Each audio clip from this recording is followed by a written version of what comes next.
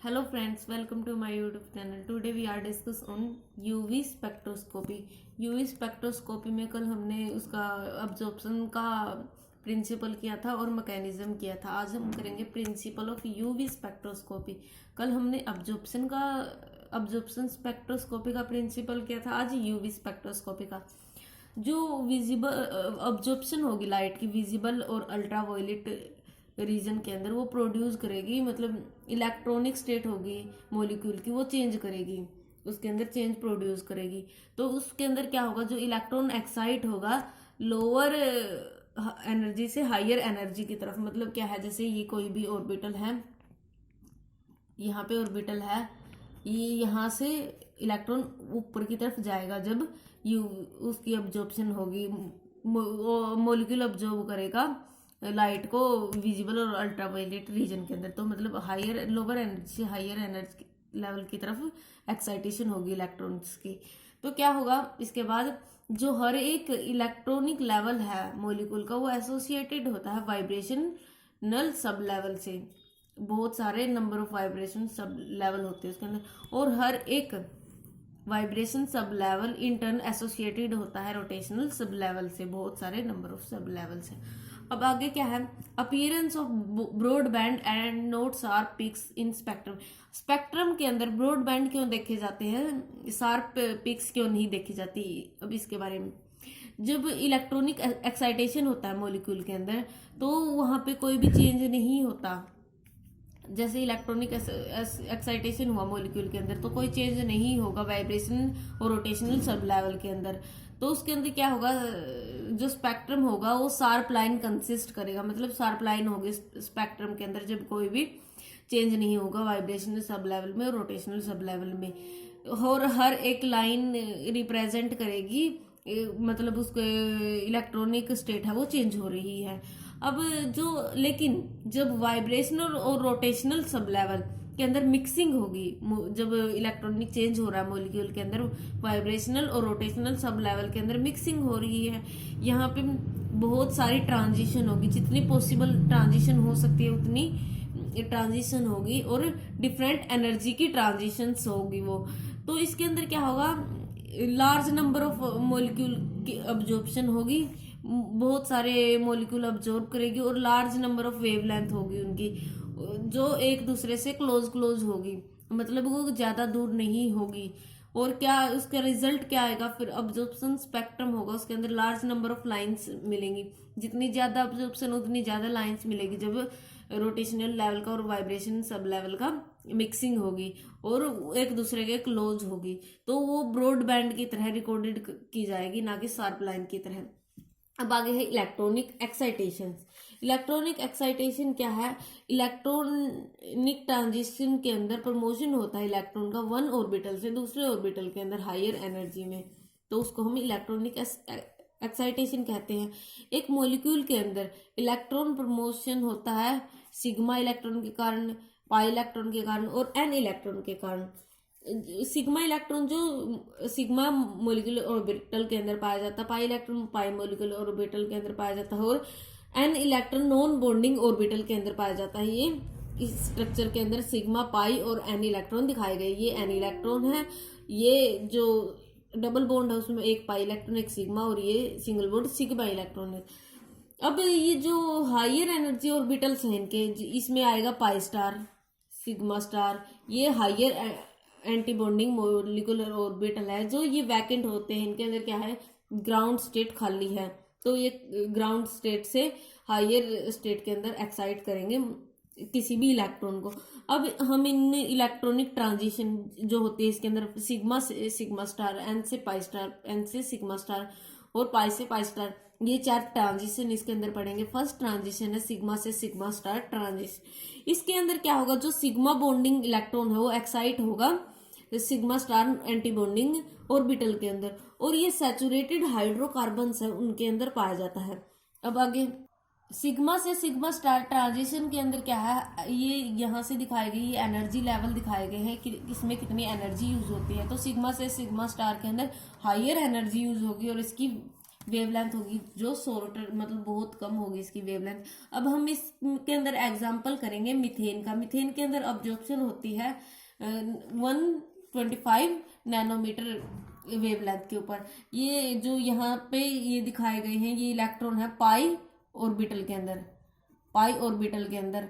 तो ये यहाँ सॉरी सिग्मा ऑर्बिटल के अंदर, तो यहाँ सिग्मा स्टार ऑर्बिटल के अंदर चले जाते हैं ये इलेक्ट्रॉन, ऐसे हो जाते हैं। तो यहाँ पे सिग्मा से सिग्मा स्टार की ट्रांजिशन हो रही है।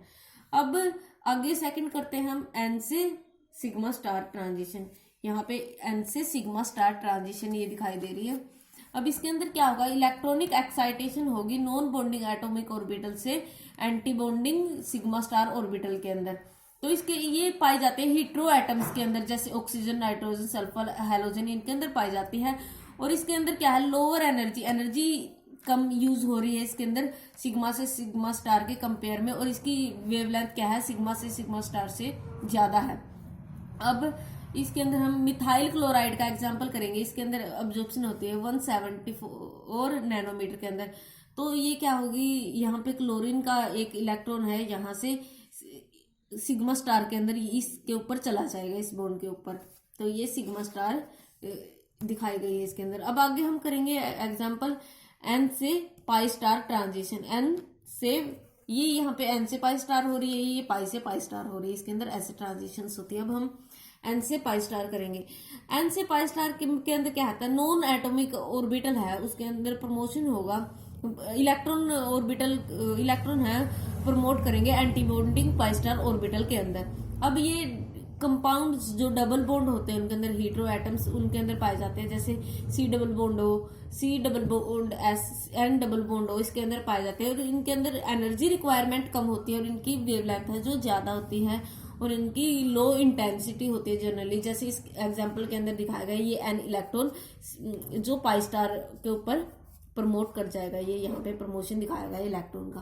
अब है पाई से पाई स्टार ट्रांजिशन। पाई से पाई स्टार ट्रांजिशन क्या होता है, पाई इलेक्ट्रॉन एक्साइट करेगा anti bonding pi star orbital के अंदर। इसके अंदर एनर्जी है जो कम होगी, lower energy requirement, sorry lower energy requirement होगी। और इसके अंदर वेवलेंथ होगी बहुत बहुत ज्यादा, लॉन्गेस्ट वेवलेंथ होगी। और इसके अंदर क्या है, सॉरी यहाँ पे हाइयर एनर्जी रिक्वायरमेंट है इसकी, पाई से एन से पाई स्टार के कंपेयर में इसकी हाई एनर्जी रिक्वायरमेंट है, दिखाई भी गई है। जैसे पाई से पाई स्टार के अंदर एन से पाई स्टार के कंपेयर में ज्यादा एनर्जी रिक्वायरमेंट है। और अब हम इसकी लॉन्गेस्ट वेवलेंथ है। सिंपल एल्डिहाइड और कीटोन के अंदर ऐसी अब्जॉर्प्शन पाई जाती है और ये 180 नैनोमीटर के ऊपर इसकी अब्जॉर्प्शन दिखाते हैं। अब सिंपल एल्केन के अंदर हम देखेंगे इसकी ट्रांजिशन देखेंगे हम इथाइलिन बॉन्ड के अंदर। जैसे इस बॉन्ड के अंदर ये इथाइलिन बॉन्ड है, इसके अंदर ट्रांजिशन हो रही है पाई से पाई स्टार, मतलब ये जो है इलेक्ट्रॉन इस तरह हो जाएंगे, ये यहाँ पे पाई स्टार ऑर्बिटल के अंदर ट्रांजिशन हो रही है। अब हम आगे पढ़ेंगे इफेक्ट ऑफ कंजुगेशन। कंजुगेशन का इफेक्ट क्या है वेवलेंथ के ऊपर या एनर्जी के ऊपर। जो कंजुगेशन है डबल बॉन्ड की वो एनर्जी रिक्वायरमेंट को तो कम करती है और वेवलेंथ को ज्यादा करती है, मतलब वेवलेंथ को इंक्रीज करती है, लॉन्गर वेव रेडिएशन को ऑब्जॉर्व करती है लॉन्गर वेवलेंथ के ऊपर। जो नॉन कंजुगेटेड सिस्टम है उससे बेटर है कंजुगेटेड सिस्टम। अब हम कंजुगेटेड और नॉन कंजुगेटेड सिस्टम को कैसे समझे, जैसे हमने एग्जांपल लिया है सिंपल कंजुगेटेड इथाइलिन बॉन्ड लिया है जिसके अंदर अनकंजुगेटेड है ये, सॉरी इसके अंदर कंजुगेशन शो नहीं हो रही इथाइलिन बॉन्ड के अंदर। जो डबल बॉन्ड है इथाइलिन का उसके अंदर सिग्मा और पाई इलेक्ट्रॉन पाए जाते हैं। जो सिग्मा बॉन्ड है वो sp2 हाइब्रिड ऑर्बिटल है जो 2 कार्बन का, उसके कारण बनता है sp2 हाइब्रिड ऑर्बिटल के कारण। और पाई बॉन्ड है वो कॉम्बिनेशन से बनते हैं अनहाइब्रिडाइज्ड ऑर्बिटल के। तो इसके अंदर क्या है, जो हाइब्रिड पाई बॉन्ड और सिग्मा बॉन्ड के अंदर क्या है, जो एनर्जी डिफरेंस है बहुत ज्यादा है इसके अंदर। पाई बॉन्डिंग जो होगा मतलब पाई स्टार और पाई के बीच में भी बहुत ज्यादा एनर्जी डिफरेंस है, तो इसके अंदर अब्जॉर्प्शन कम होती है, मतलब एनर्जी तो ज्यादा चाहिएगी किसी भी इलेक्ट्रॉन को ट्रांजिशन करवाने के लिए, और वेवलेंथ इसकी कम अब्जॉर्व करेगा ये, तो इसकी अब्जॉर्प्शन 200 नैनोमीटर से कम होती है। अब हम इसके अंदर लेंगे एग्जांपल ब्यूटा डाइन का 3 ब्यूटाडाइन। ब्यूटाडाइन के अंदर जो दो एल्कीन्स हैं, दो इथाइलिन है, वो मिलके कंजुगेशन में आती हैं एक दूसरे के साथ। अब इसके अंदर क्या है, जो कंजुगेशन के कारण जो पाई बॉन्डिंग ऑर्बिटल है दो इथाइलिन यूनिट का, वो एक दूसरे के साथ इंटरेक्ट करेंगे। जो पाई बॉन्डिंग ऑर्बिटल है वो एक दूसरे के साथ इंटरेक्ट करेंगे और दो ऑर्बिटल बनाएंगे, दो नए एनर्जी के ऑर्बिटल बनाएंगे, पाई 1 और पाई 2। अब ऐसे ही जो पाई स्टार ऑर्बिटल है वो एक दूसरे के साथ इंटरेक्ट करेंगे और pi star 3, pi star 4 different energy के दो ऑर्बिटल्स बनाएंगे, दो इथाइलिन यूनिट के।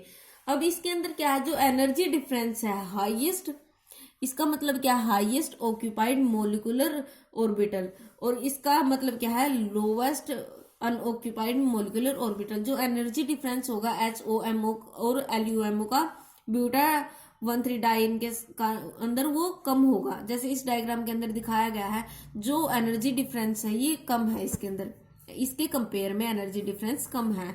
तो इसके अंदर क्या होगा, ये 217 नैनोमीटर पे अब्जॉर्प्शन करेगा, मतलब इसकी अब्जॉर्प्शन 217 नैनोमीटर पे होगी, मतलब इसकी वेवलेंथ इंक्रीज होगी, लैम्डा इंक्रीज हो गया और एनर्जी डिक्रीज हो गई। तो ये जैसे इनका एनर्जी डिफरेंस कम है और इसका LUMO का और HOMO का एनर्जी डिफरेंस ज्यादा है। तो ये शॉर्टर वेवलेंथ और लॉन्गर वेवलेंथ। इसी तरह हम आगे और एग्जांपल के साथ प्रूफ कर सकते हैं कि जब भी हम कंजुगेशन को इंक्रीज करेंगे, डबल बॉन्ड इंक्रीज होंगे, तो अब्जॉर्प्शन भी लॉन्गर वेवलेंथ की तरफ मूव करेगी। अब आगे हम करेंगे ट्रांजिशन प्रोबेबिलिटी। ट्रांजिशन प्रोबेबिलिटी क्या है, प्रोबेबिलिटी होती है पर्टिकुलर वेवलेंथ की, मतलब क्या है, इलेक्ट्रॉनिक ट्रांजिशन के ऊपर डिपेंड होता है। जो कोई भी इलेक्ट्रॉनिक ट्रांजिशन है वो डिपेंड होगा मोलर एब्जॉर्बिटी के ऊपर, मतलब मोलर एब्जॉर्बिटी की वैल्यू के ऊपर डिपेंड करेगा। अब 2 टाइप की ट्रांजिशन प्रोबेबिलिटी है, अलाउड ट्रांजिशन और फॉरबिडन ट्रांजिशन। अलाउड ट्रांजिशन वो है जिसकी ई मैक्सिमम वैल्यू 10 × 10⁻⁴ और उससे ज्यादा हो, तो मतलब इसकी प्रोबेबिलिटी ज्यादा है होने की।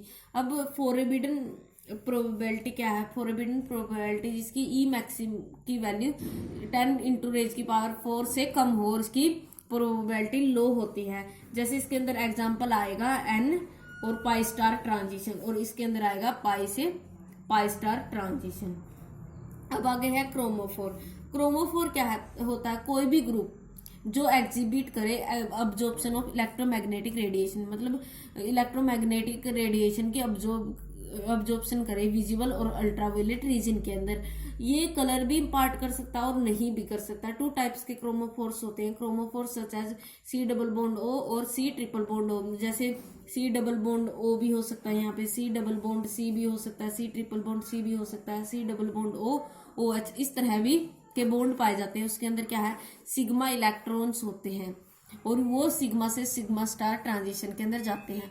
अब chromophore such as C double bond O N double bond O N O2, इस तरह के ग्रुप जिसके अंदर पाई और N इलेक्ट्रॉन दोनों पाए जाते हैं, इसके अंदर पाई से पाई स्टार ट्रांजिशन होते हैं और N से N स्टार ट्रांजिशन होते हैं। ये क्रोमोग्राफिक ग्रुप क्रोमोफोर का वो क्या है, फंक्शन क्या है, ये इंक्रीज करते हैं वेवलेंथ को और मोलर एब्जॉर्बिटी को।